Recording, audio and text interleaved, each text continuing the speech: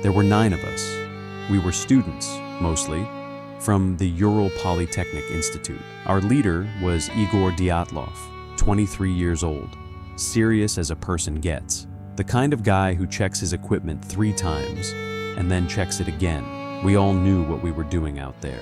Category 3 certified, every one of us, the hardest rating in the system. There was supposed to be a 10th. Yudin turned back on the 2nd day. Bad knee. He hugged everyone, said he'd see us when we got back, and just walked away down the trail. I watched him go, and honestly, I felt nothing but mild envy. The plan was simple enough. 16 days, 215 miles through the northern Urals. We'd reach a peak called Gora Otorten, plant our flag, and come home. Nobody told us the name of the mountain we'd be camping on before we got there. I only found out because of a Mansi hunter we passed on the trail. He just stopped and watched us with this expression I couldn't quite read. Kholat Shakal, he said. Mountain of the Dead. I laughed. Igor shook his head at me. We kept walking. The first 4 days were honestly everything I'd hoped for. Cold, brutal, and beautiful all at once. We were in such good spirits that we made our own little camp newspaper, called it The Evening Otorten. The headline read, "From now on, we know the snowmen exist. They can be met in the northern Urals." We were joking about ourselves, obviously. Frost-burned, exhausted, shuffling through the drifts like we were barely human. Everyone laughed. I wrote in my diary that night, "Good day. Hard going, but good. Everyone in good spirits." I meant every single word. Then on the 5th day, the weather turned on us. The sky went this color, like old pewter. Visibility just dropped. We lost our bearings somewhere and drifted west onto the slope of the wrong mountain. By the time we figured it out, the light was almost completely gone. Igor made the call to just camp where we were, right there on the open slope. We dug out a hollow in the snow, got the tent up, and all 9 of us crawled inside. We ate. Someone told a terrible joke. Zena laughed way too loud. Everyone shushed her, and then laughed anyway. I wrote one last line in my diary before I fell asleep. Good spirits, weather deteriorating.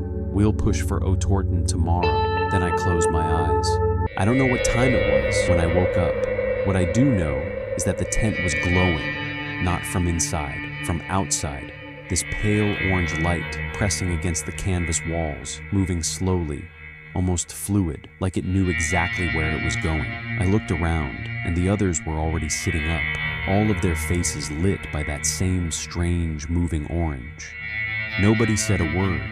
9 people, all waking up at the same time in the middle of the night, and not one of us made a single sound. The light moved across the tent from left to right, then it came back, and that's when I felt it. Beneath the wind, beneath everything, this thing that wasn't quite a sound, more like pressure, like the air itself was being pushed from some direction that just doesn't exist. It started filling the space right behind my eyes. I pressed both hands over my ears, and it made absolutely no difference, because it wasn't coming from outside. It was coming from everywhere. Someone had a knife. One clean stroke through the canvas, and then cold just poured in. And then everyone was moving, and I was moving with them. My boots were still back in the tent, and I did not go back for them. None of us went back. I ran barefoot through snow up to my knees, in negative 40 degrees, and that orange light was right above me now, so much larger than it had looked through the canvas, moving without any sound, without any wind, without any of the rules that things that move are supposed to follow. We made it to the tree line. Somebody got a fire going. We all huddled around it. I counted 9. All 9 of us were still there. We just stood there in the dark, not speaking, not looking up, holding on to each other the way you hold on to something you already know you're about to lose. Igor looked up, and his face did something I had never, in all the time I'd known him, seen it do before.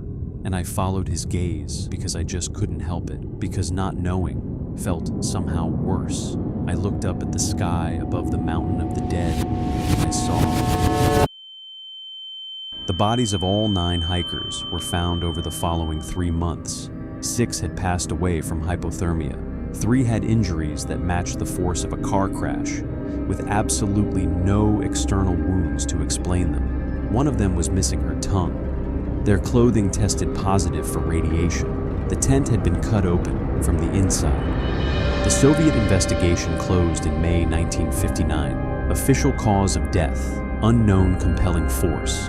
The files were sealed and classified. Yuri Yudin, the one who turned back with the bad knee, lived all the way until 2013. He spent the rest of his life trying to understand what happened to his friends out there.